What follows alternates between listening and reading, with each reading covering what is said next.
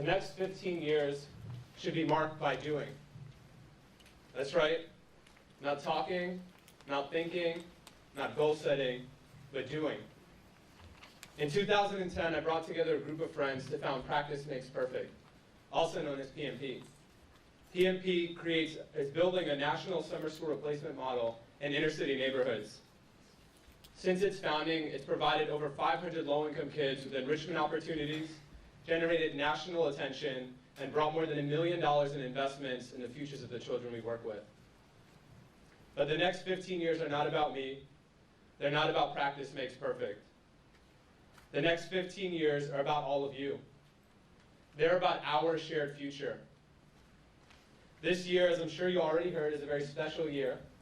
The United Nations is celebrating its 70th anniversary, and we're transitioning out of our Millennial Development Goals.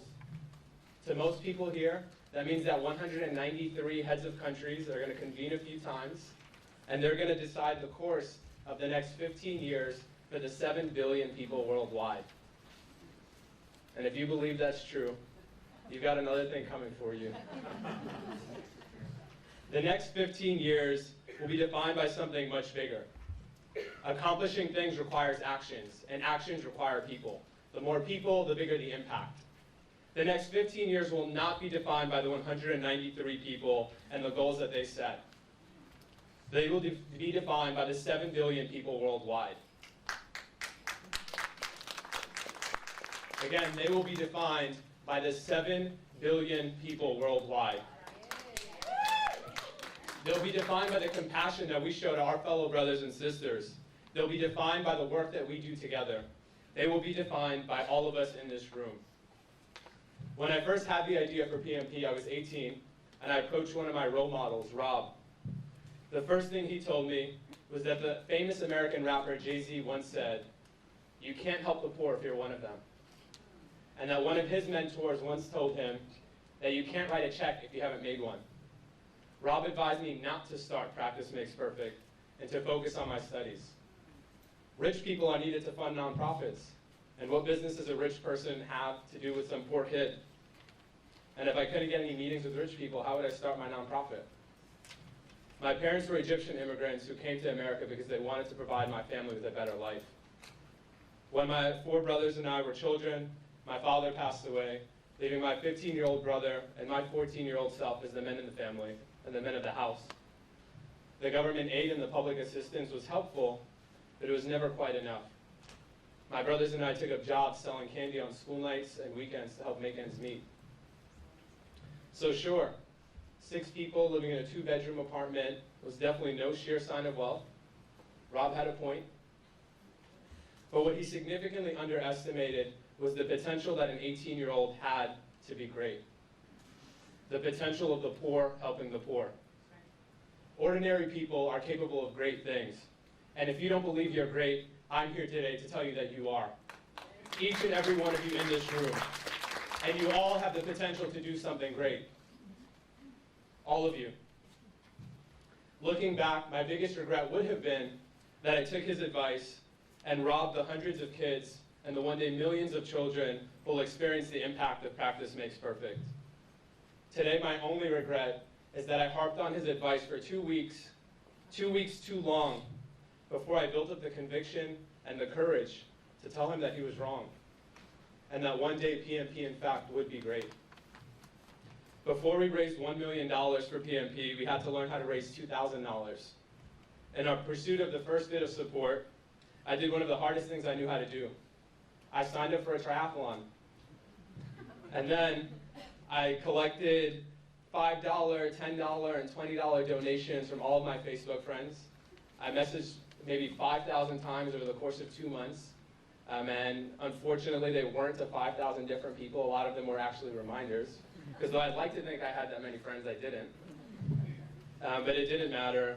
Ultimately, 3% of them responded, and we hit our goal, and we launched our first set of programs. When I graduated from college, I started researching rich people who might be interested in our story and the work that we were doing. I wrote them letters. I shared what we were doing and asked for a meeting. And guess what? To my surprise, they opened their doors. They took meetings, and they introduced me to their friends. Some of them wanted poor people to succeed more than some of my friends wanted each other to succeed as kids. I share those stories because I believe that everyone listening has the bandwidth to create change. If a poor, first-generation inner-city kid can launch a nonprofit that supports more than 500 students, then you can do it too. We know that countries with less wealth disparities perform better. We know that countries that engage kids in school for longer have less organized crime, lower obesity rates, and more advanced economies. We know the answers. Let's push the solutions. Let's advocate for change. Let's make change. Let's lead the next 15 years with empathy and kindness. We know how to love, we know how to care, and sometimes we just choose not to. Let's push the solutions. Let's advocate for change. Let's create change. The poor are the best equipped to help themselves. How we engage with them to solve their problems will define the next 15 years. Not the words nor the speeches we give, but the relationships that we build. The time we take to really understand and support internal systems of change.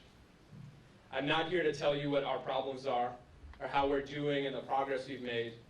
I'm here to help you become a part of the solution. If you want to address sustainability, poverty, public health, agriculture, you don't need to wait. You can act now. You can be that change. Anyone who wants to be capable of great things can be. When we started PMP, some may have called us naive, arrogant, or immature. But we were courageous enough to try. That is the boldness by which we need to approach the next 15 years.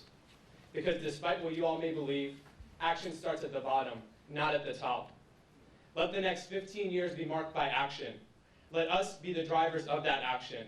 Let us push the solutions, let us advocate for change, and let us be the change that makes the world a better place. Thank you.